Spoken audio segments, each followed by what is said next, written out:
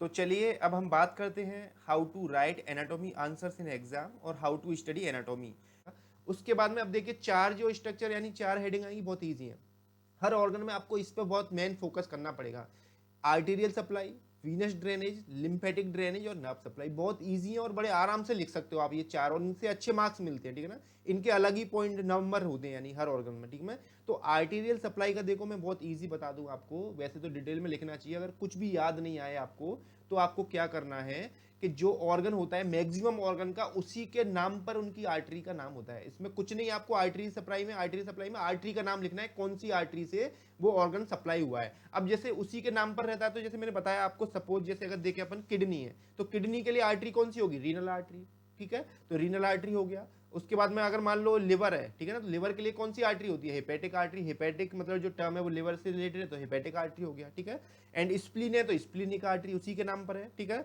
अगर जैसे स्टमक है तो स्टमक में जैसे सिलियक ट्रंक से सभी निकल के आती हैं आर्टरी, लेकिन उनका नाम क्या है, गैस्ट्रिक। जैसे लिवर स्टमक को क्या बोलते हैं, गैस्ट्रिक बोलते हैं, गैस्टर बोलते हैं। तो gastric artery, right gastric, left gastric, short gastric artery, gastroepiploic artery, left right gastroepiploic, मतलब गैस्ट्रिक के नाम से सभी आर्टरी, ठीक है ना। तो गैस्ट्रिक मतलब स्टमक के लिए, ये सब ब्रांच किसकी है, सिलियक ट्रंक की, ठीक है ना। उसके बाद में यूट्रस के लिए तो यूट्राइन आर्टरी, ठीक है ना। लंग है तो bronchial artery, pulmonary artery. Heart है तो हार्ट के लिए थोड़ा अलग नाम हो जाता है, कोरोनरी आर्टरी, वो याद रखना पड़ेगा आपको, ठीक है ना। तो आर्टरी मतलब मैक्सिमम जो आर्टरी है वो उन्हीं के नाम पर है। जैसे अब जैसे अपन यूट्रस का हो गया यूट्राइन आर्टरी, और अगर अपन देखें जैसे ओवरी है तो ओवेरियन आर्टरी, तो मतलब उसी के नाम पर आ रही है सभी आर्टरी। तो आर्टरी सप्लाई और वीनस ड्रेनेज तो याद करने की जरूरत ही नहीं है आपको, क्योंकि जो आर्टरी सप्लाई याद होगी तो वीनस तो मेनली सब उसी के नाम पे होती है। जो जो आर्टरी लिखा है आपने उसके पीछे वैन लिखा दो बस, ठीक है ना। जैसे किडनी का रीनल आर्टरी तो यहाँ रीनल वैन, स्टमक का गैस्ट्रिक आर्टरी तो गैस्ट्रिक वेन, ठीक है ना। उसके बाद में फिर आपने जैसे स्प्लीन का स्प्लीनिक आर्टरी तो स्प्लीनिक वेन, ठीक है ना। हेपेटिक का हेपेटिक वेन, ठीक है। यूट्रस का यूट्राइन वेन, लंग का ब्रोंकियल वेन, ठीक है ना। हार्ट का फिर गैस्ट्रिक वेन हो जाती है वो, ठीक है ना। वो फिर हार्ट का थोड़ा डिफरेंट रहता है, ठीक है। तो ये हो गया पूरा हार्ट का, सॉरी गैस्ट्रिक नहीं, कार्डियक वेन होती है, ठीक है ना। तो ये वेन सप्लाई मतलब मैक्सिमम वेन्स उसी के नाम पे, आर्टरी के नाम पे होती है, ठीक है। अब उसके बाद में लिम्फेटिक ड्रेनेज। तो जो लिम्फेटिक ड्रेनेज होता है वो क्या होता है, यानी जो ऑर्गन है उस ऑर्गन का कौन से लिम्फ नोड्स में यानी वो जा रहा है, यानी उसका लिम्फेटिक, ठीक है। तो उसमें बस आपको लिम्फेटिक ड्रेनेज में कुछ भी नहीं लिखना होता है, बस लिम्फ नोड का नाम लिखना है कि भाई इस वाले ऑर्गन का इस लिम्फ नोड में यानी लिम्फेटिक जा रहा है, यानी लिम्फ जा रहा है। तो जैसे एग्जांपल ये भी मेनली मैंने जैसे आपको बताया कि ये जो रहता है वो पूरा जो रहता है वो आर्टरी, जो मेजर आर्टरी होती है उन्हीं के नाम पर रहता है। जैसे अब जैसे मैं एग्जांपल दूं आपको, जैसे मान लीजिए पूरा अगर बात करें अपन, जैसे स्टमक की बात करते हैं, ठीक है ना। तो जो स्टमक का लिम्फेटिक है वो स्टमक की मेजर आर्टरी कौन सी थी, सिलियक ट्रंक। तो इसका जो पूरा लिम्फ नोड है वो सिलियक लिम्फ नोड में जाएगा स्टमक का, ठीक है। तो स्टमक का सिलियक लिम्फ नोड में हो गया। अब लिवर का है, लिवर का जैसे हेपेटिक लिम्फ नोड है, हेपेटिक लिम्फ नोड आखिरी में सिलियक में ही आते हैं, क्योंकि सिलियक से आर्टरी आ रही थी। तो जो मैंने बताया ना, जो मेजर आर्टरी होती है उसके नाम पर ही उसका लिम्फ नोड का नाम बन जाता है, ठीक है ना। तो सिलियक हो गया लिवर के लिए और स्टमक के लिए सिलियक लिम्फ नोड, ठीक है ना। एंड उसके बाद में यूट्रस का देखें तो यूट्रस का ऐसे देखें तो उसमें वहां पास में बड़ी आर्टरी एक्सटर्नल इलियक आर्टरी और इंटरनल इलियक आर्टरी होता है। तो यूट्रस का लिम्फेटिक जाता है एक्सटर्नल इलियक लिम्फ नोड और इंटरनल इलियक लिम्फ नोड में, ठीक है ना, जो कि आर्टरी के राउंड में होते हैं, ठीक है ना। लंग का देंगे तो लंग का ब्रोंको पल्मोनरी लिम्फ नोड में चला जाता है, ठीक है ना। तो इस टाइप से पूरा यानी लिम्फ नोड का नाम लिखना है। अगर रीनल किडनी का देखें तो किडनी का जाता है, जो किडनी की रीनल आर्टरी है वो कहां से निकल रही है, अयोटा में से। तो अयोटा किस लेवल से निकलता है, L2 लेवल से। तो अयोटा के सामने दो टाइप के लिम्फ नोड होते हैं, प्री आयोटिक और पैरायोटिक लिम्फ नोड, ठीक है ना।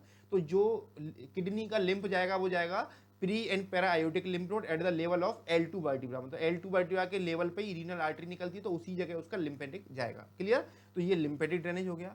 अब उसके बाद आ गया नर्व सप्लाई। तो नर्व सप्लाई तो इतनी आसान है, आपको मैं बता दूं बहुत ज्यादा कैसे, कि जो ऑटोनॉमिक जो नर्वस सिस्टम है अपना, ये जो जितने ऑर्गन है वो अपने कंट्रोल में तो है नहीं, वॉलंटरी तो है नहीं, जैसे कि लंग है, स्टमक है, या फिर जैसे हार्ट, या फिर जैसे मान लीजिए किडनी, ठीक है ना, या फिर इंटेस्टाइन, स्टमक, ये स्प्लीन, ये कोई भी अपने कंट्रोल में नहीं है, ठीक है ना, यूट्रस वगैरह।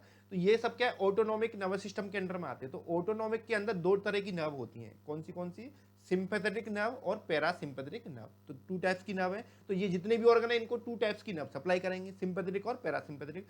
अब पैरासिम्पैथेटिक और आसान है, इसमें याद करना सबके लिए कॉमन है। तो जो पैरासिम्पैथेटिक नर्व है उसमें जो नर्व आती है वेगस नर्व से पूरी सप्लाई होती है। सो यहाँ लिख दो नर्व सप्लाई में टू टाइप्स की, पैरासिम्पैथेटिक और सिंपैथेटिक। अब पैरासिम्पैथेटिक में सब में ऑलमोस्ट कॉमन है वेगस नर्व, तो बस वेगस नर्व याद रख सकते हैं। अब सिंपैथेटिक बचा, तो सिंपैथेटिक में कुछ कुछ आपको याद करने पड़ेंगे, जैसे कि स्प्लेंक्निक प्लेक्सिस, सिलियक प्लेक्सिस, जैसे लिवर स्टमक के सिलियक प्लेक्सिस बन जाता है, हेपेटिक प्लेक्सिस लिवर के लिए बन जाता है, ठीक है ना, एंड पल्मोनरी प्लेक्सिस लंग्स के लिए बन जाता है। तो वो सिंपैथेटिक में आपको कुछ कुछ याद करने पड़ेंगे, ठीक है ना। तो बस बाकी स्टार्टिंग में तो सबके लिए वही है, दो कुछ भी याद ना आए तो यार इतना तो लिख ही दो, सिंपैथेटिक नर्व सप्लाई और पैरासिम्पैथेटिक नर्व, तो इतना भी लिखेंगे तो कम से कम कुछ मार्क्स तो मिलेगा।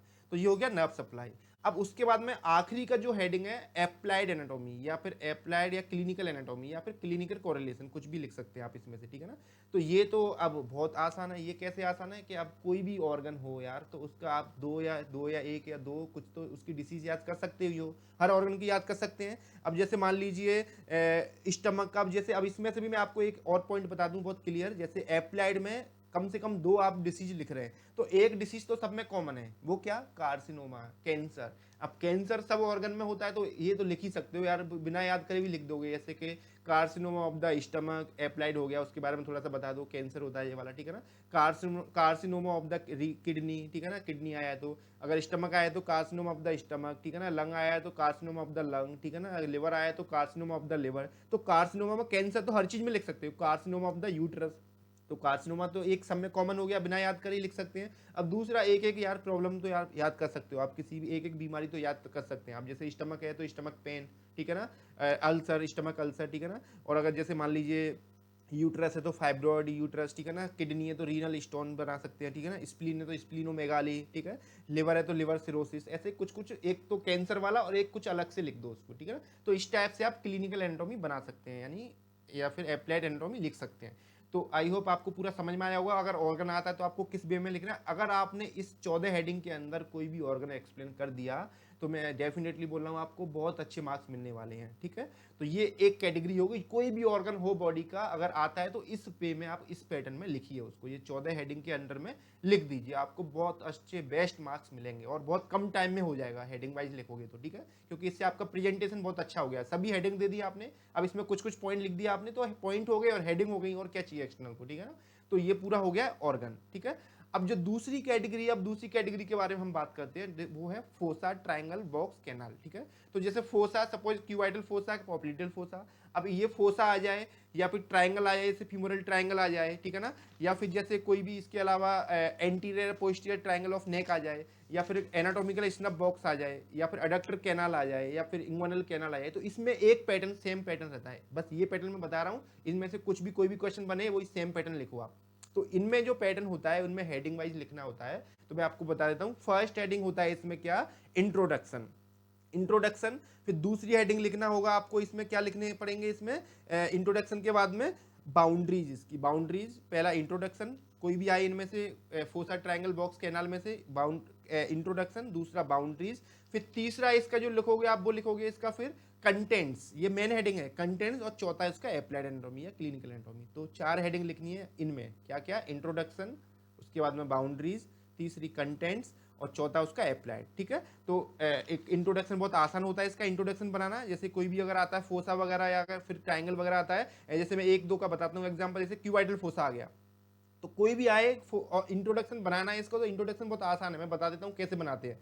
तो इंट्रोडक्शन बनाते हैं शेप और लोकेशन, बस लिख के 2 पॉइंट लिख दो, शेप और उसका लोकेशन। जैसे मान लो क्यूबाइटल फोसा आ गया, तो क्यूबाइटल फोसा का पहले शेप लिखो, फिर उसका लोकेशन लिख दो, तो आपका इंट्रोडक्शन बन गया कंप्लीट, ठीक है। अब जैसे क्यूबाइटल फोसा आया, तो क्यूबाइटल फोसा का पहला पॉइंट क्या, शेप। तो शेप क्या है, इट इज ट्रायंगुलर हॉलो, यानी ट्रायंगुलर हॉलो है, यानी हॉल है एक तरह का, so it is triangular hollow. फिर दूसरा पॉइंट लिखो इसका लोकेशन, तो कहाँ लोकेटेड रहता है, it is a triangular hollow in front the ये एल्बो जॉइंट, तो एल्बो जॉइंट के सामने रहता है, तो ये दूसरा पॉइंट हो गया, बन गया इंट्रोडक्शन इसका। अब मान लो पॉप्लिटल फोसा आ गया, तो पॉप्लिटल फोसा में क्या लिखोगे, इसका पहला शेप, शेप कैसा, it is diamond shaped hollow, यानी डायमंड शेप हॉलो स्पेस है, तो it is diamond shape hollow. अब इसका लोकेशन कहाँ है, लोकेशन आपको मालूम है, on the back of knee joint, तो ये हो गया पूरा इंट्रोडक्शन बन गया, यानी it is diamond shape hollow on the back of knee joint, तो इंट्रोडक्शन बन गया।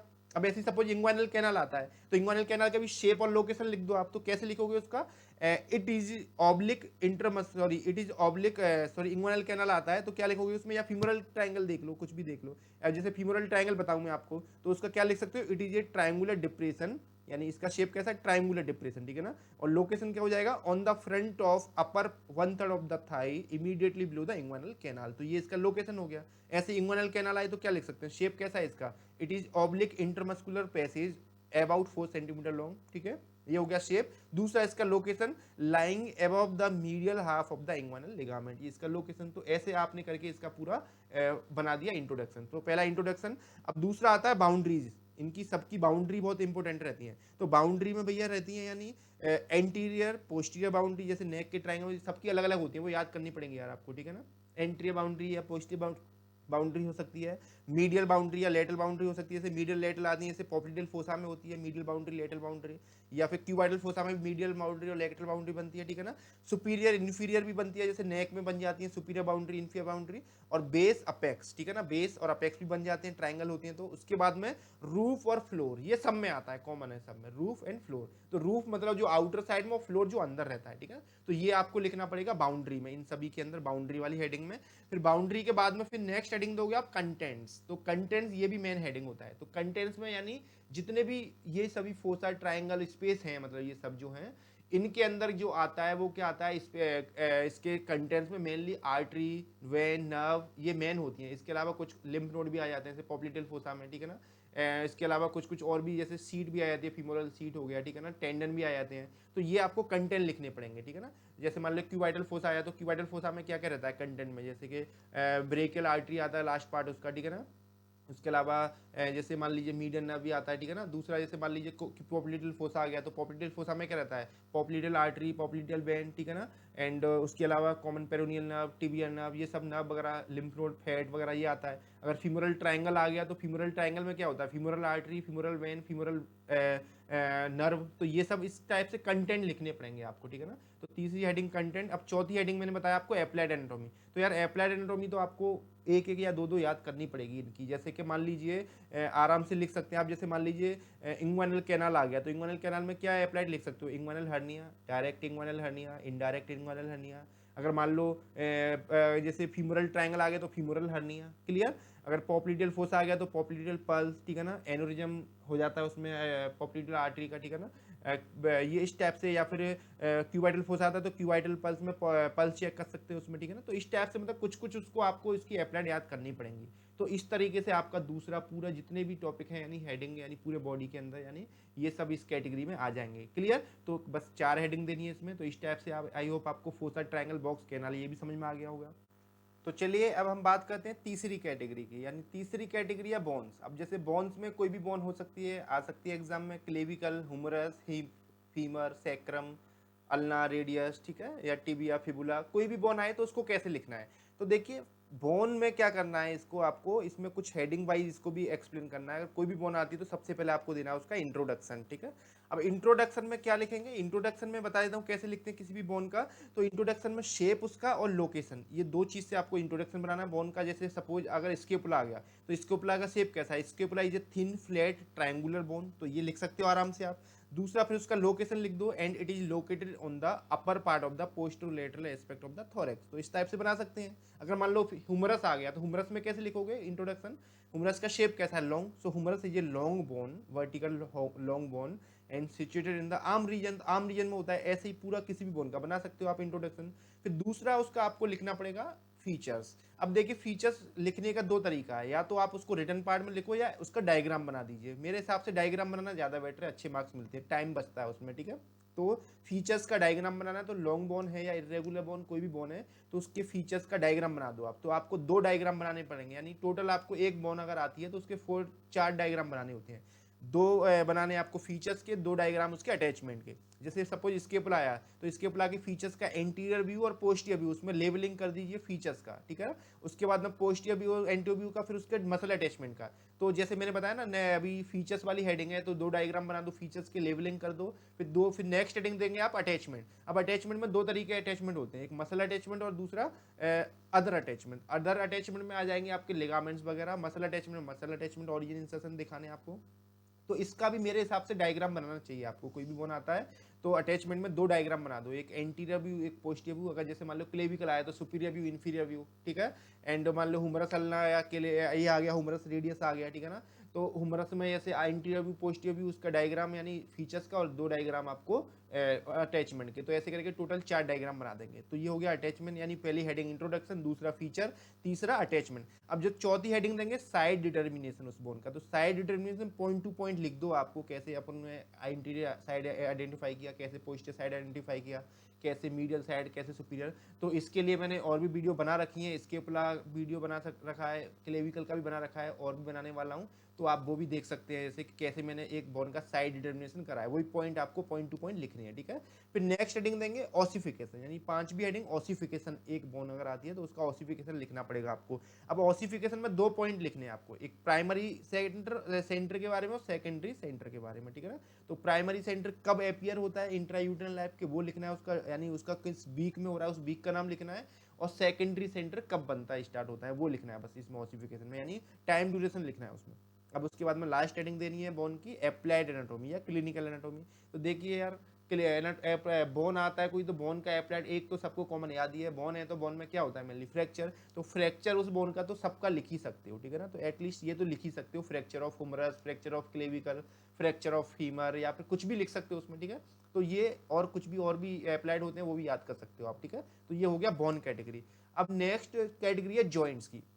तो जॉइंट्स, जो ये जॉइंट्स बहुत इंपॉर्टेंट होता है, एग्जाम में आते भी हैं कोई ना कोई जॉइंट्स के बारे में। जैसे for example shoulder joint, elbow joint, ठीक है ना, रिस्ट जॉइंट या हिप जॉइंट लोअर लिम्ब में, ठीक है ना। इसके अलावा नी जॉइंट, एंकल जॉइंट, तो कोई भी जॉइंट आ जाता है एक, ठीक है। तो आपको जॉइंट में कैसे लिखना है उसका मैं बता देता हूँ आपको जॉइंट के बारे में। एक चीज़ और मैंने जो बताना भूल गया, बोन में अगर जैसे क्लेविकल आती है तो उसके साथ में एक पिकुलरिटी भी लिखना बहुत जरूरी होता है, क्लेविकल बोन आती है तो, है ना। एंड अब चलिए जॉइंट पे आते हैं। तो जॉइंट अगर कोई भी जॉइंट इनमें से आता है तो आपको कैसे लिखना है। तो अगर जॉइंट, अगर शोल्डर जॉइंट आ गया सपोज, तो उसको कैसे लिखेंगे आप। तो जैसे उसका सबसे पहले उसमें हेडिंग देंगे आप इंट्रोडक्शन, फिर दूसरा उसका टाइप, तीसरी हेडिंग आर्टिकुलर सरफेस, चौथी हेडिंग लिगामेंट्स, पांचवी हेडिंग उसकी देंगे आप रिलेशन, ठीक है। छठवीं हेडिंग आर्टरी सप्लाई, सातवीं नर्व सप्लाई, आठवीं मूवमेंट, और नौवां क्लिनिकल एनाटॉमी। 9 हेडिंग बना के आप किसी भी शोल्डर जॉइंट को एक्सप्लेन करेंगे। अब जैसे फॉर एग्जांपल शोल्डर जॉइंट आया, तो शोल्डर जॉइंट का इंट्रोडक्शन कैसे देंगे। It is a joint between glenoid cavity of scapula and head of Humras, यानी उसमें ये बस कुछ नहीं है, बस इतना लिखना है कौन सी बोन के बीच में जॉइंट बना है। इंट्रोडक्शन बहुत आसान होता है बनाना किसी भी चीज़ का। तो जैसे शोल्डर जॉइंट हो गया तो इसका ये बना सकते हो, it is a joint between the scapula और फीमर एंड हुमरस, सॉरी। अगर मान लीजिए जैसे नी जॉइंट आ गया, तो किस किस के बीच में नी जॉइंट, फीमर के में और टिबिया के में, तो पटेला के में। तो it is a joint between the femur, tibia and patella, ऐसे करके लिख सकते हो। अगर एल्बो जॉइंट आया तो किस किस के बीच में, joint between the lower end of the humerus and upper end of the ulna and radius, ठीक है। तो इस टाइप से किसी भी जॉइंट का इंट्रोडक्शन बना सकते हैं। तो फर्स्ट इंट्रोडक्शन। अब दूसरा हेडिंग देंगे टाइप। तो टाइप में आपको बताना है कि किस टाइप का है। तो जैसे कि शोल्डर जॉइंट है तो it is A wall and socket type of synovial joint. तो मैक्सिमम ये जितने भी जॉइंट लिखे हुए हैं अपर लिम्ब लोअर लिम्ब के, सब साइनोवियल टाइप है। तो साइनोवियल में तो सब में आ ही जाएगा। अब उसका शेप और बताना, मतलब किस टाइप का, किस कैटेगरी का है वो, वॉल एंड सॉकेट टाइप का है। जैसे shoulder joint is a wall and socket type of synovial joint, ठीक है।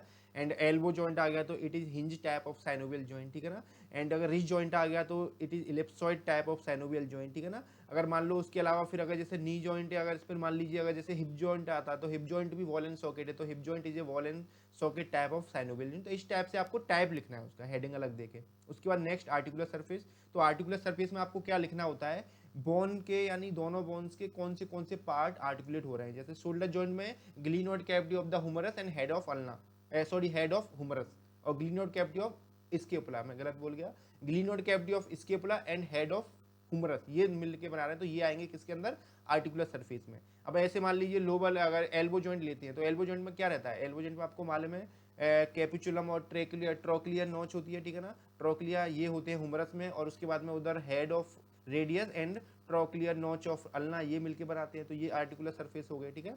अब जैसे फीमर हिप जॉइंट आ गया तो हेड ऑफ फीमर और एसिटाबुलम ऑफ हिप बोन, तो ये मिलके बनाएंगे। तो ये हो गया आर्टिकुलर सरफेस, ठीक है ना, बोन का कौन सा पार्ट आर्टिकुलेट हो रहा है। अब उसके बाद फिर नेक्स्ट हेडिंग देंगे आप लिगामेंट्स। तो लिगामेंट्स में देखिए एक लिगामेंट में आपको बताता हूँ जो सब में कॉमन आएगा, जितने भी ये जॉइंट लिखे हुए हैं सब में कॉमन होता है, वो है कैप्सुलर लिगामेंट। यानी कैप्सुलर जो कैप्सूल बनता है वो तो जॉइंट का यानी ऊपर, वो लिगामेंट का भी काम करता है। तो कैप्सुलर लिगामेंट आप आराम से बता सकते हो, ठीक है।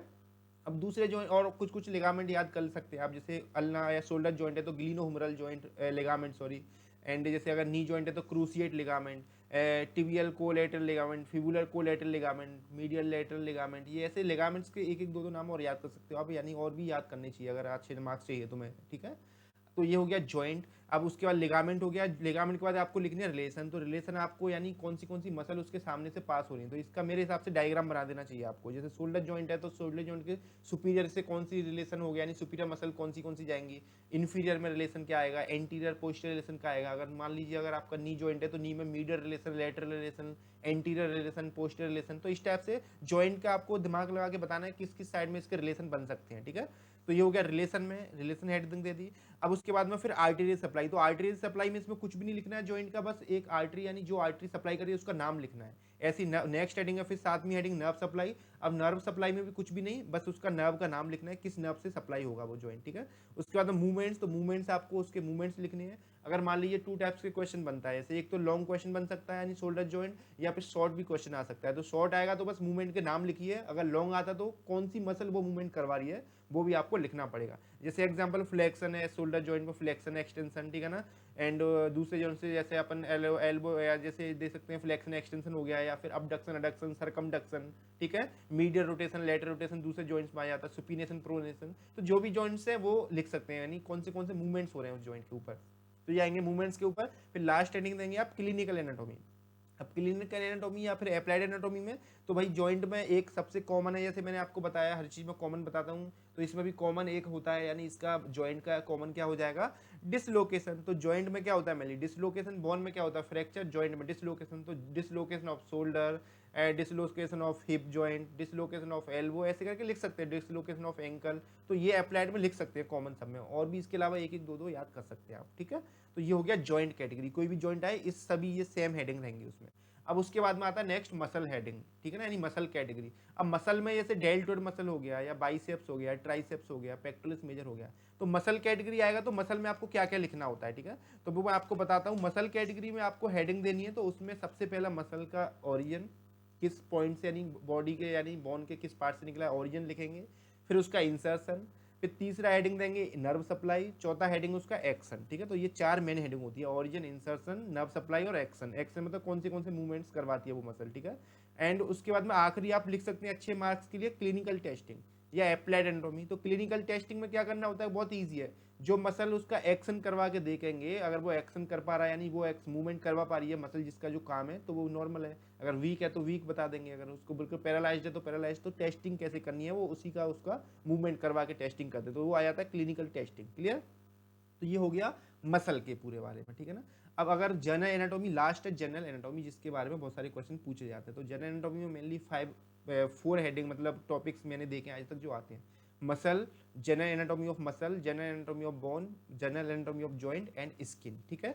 तो अगर इनमें से अगर आते हैं जनरल एनाटॉमी का कोई भी क्वेश्चन, तो इसमें आपको क्या करना है, यानी अगर मान लीजिए मसल ऐसे आ गया जनरल एनाटॉमी ऑफ मसल, तो इसमें क्या क्या हेडिंग देंगे, या जनरल एनाटॉमी ऑफ बोन आ गया तो क्या हेडिंग देंगे। तो इसमें सबसे पहली हेडिंग देंगे आप डेफिनेशन या इंट्रोडक्शन उसका, ठीक है ना, इंट्रोडक्शन डेफिनेशन लिख दीजिए। फिर दूसरा उसका फंक्शन, यानी मसल के क्या फंक्शन होते हैं, जनरल फंक्शन, बोन के क्या फंक्शन है, जॉइंट्स के क्या फंक्शन है, ठीक है। फिर जो मेन हेडिंग है इसकी वो होता है क्लासिफिकेशन, यानी ये तीनों का बोन, मसल और जॉइंट्स का क्लासिफिकेशन बहुत जरूरी होता है, वही सबसे इंपॉर्टेंट है, ठीक है ना। तो क्लासिफिकेशन में जैसे जॉइंट्स का क्लासिफिकेशन, स्ट्रक्चरल क्लासिफिकेशन, जैसे fibrous joints, cartilaginous joint, synovial joint, तो ये क्लासिफिकेशन लिखना पड़ेगा आपको, ठीक है ना। अगर मान लीजिए मसल आ गया तो मसल का क्लासिफिकेशन में 3 टाइप्स की मसल होती हैं, कार्डियक मसल जो हार्ट में मिलती हैं, स्मूथ मसल जो इंटरनल ऑर्गन्स में मिलती हैं, ठीक है ना। उसके बाद में फिर तीसरी स्केलेटन मसल जो स्केलेटन में या लिम्स में मिलती हैं, तो वो ये मसल इनके फिर डिटेल में आपको एक्सप्लेन करना पड़ेगा इसका कि इनवॉलंटरी कौन सी है, वॉलंटरी कौन सी है, फाइबर कैसे होते हैं, न्यूक्लियस किस में कितना होता है, ठीक है ना, शेप कैसा होता है, लेंथ कैसी होती है, तो ये सब आपको मसल के अंदर लिखने पड़ेंगे तीनों मसल्स के कैटेगरी के अंदर अंदर, ठीक है। अगर मान लीजिए जैसे उसके बाद में मसल के अलावा जॉइंट आ गया तो जॉइंट का भी क्लासिफिकेशन लिखेंगे आप, जैसे ऑन द बेसिस ऑफ जैसे सपोज जैसे मान लीजिए जॉइंट का बेसिस ऑफ जैसे रीजन हो गया, ठीक है ना, जैसे सिंपल जॉइंट, या फिर जैसे दूसरे जैसे आ सकते हैं आपको जॉइंट में जैसे फाइब्रस ही मैंने बता दिया, वैसे fibrous joint, cartilaginous joint, synovial joint. अब मैं बताने वाला था बोन, सॉरी, ठीक है। अब बोन आती है तो बोन में क्या करना पड़ेगा आपको, बोन में भी आपको क्लासिफिकेशन लिखना पड़ेगा। तो बोन का क्लासिफिकेशन जैसे शॉर्ट बोन, लॉन्ग बोन, यानी बहुत सारे क्लासिफिकेशन दिए रखे हैं आपने, वो मैं इसके ऊपर वीडियो बना दूंगा अगर आपको चाहिए तो बोन का भी पूरा लिखना पड़ेगा क्लासिफिकेशन, ठीक है। तो क्लासिफिकेशन हो गया बोन का। उसके बाद में आखिरी है स्किन। तो स्किन बहुत पूछी जाती है, तो स्किन में आपको अगर स्किन आती है तो क्या क्या हेडिंग देनी पड़ेंगी उसमें, इंट्रोडक्शन या डेफिनेशन, दूसरा फंक्शन, तीसरा उसकी थिकनेस, और चौथा उसका लिखना है आपको स्ट्रक्चर। स्ट्रक्चर में यानी वही डर्मिस और एपिडर्मिस और एपिडर्मिस और डर्मिस के बारे में लिखना है। और फिर लास्ट हेडिंग देनी है इसमें appendages of skin. Appendages of skin में कुछ नहीं, बस वो मेनली 4 पार्ट होते हैं, यानी नेल्स निकलते हैं, सो अपेंडेजेस ऑफ स्किन हो गया, हेयर्स हो गए, ठीक है ना, स्वेट ग्लैंड, सीबेसियस ग्लैंड, तो ये आ जाएगा पूरा किसके अंदर, स्किन के अंदर। तो ये ऐसे 5 हेडिंग देके इंट्रोडक्शन, फंक्शन, थिकनेस, स्ट्रक्चर और अपेंडेजेस ऑफ स्किन, ये स्किन आप पूरा एक्सप्लेन कर सकते हैं।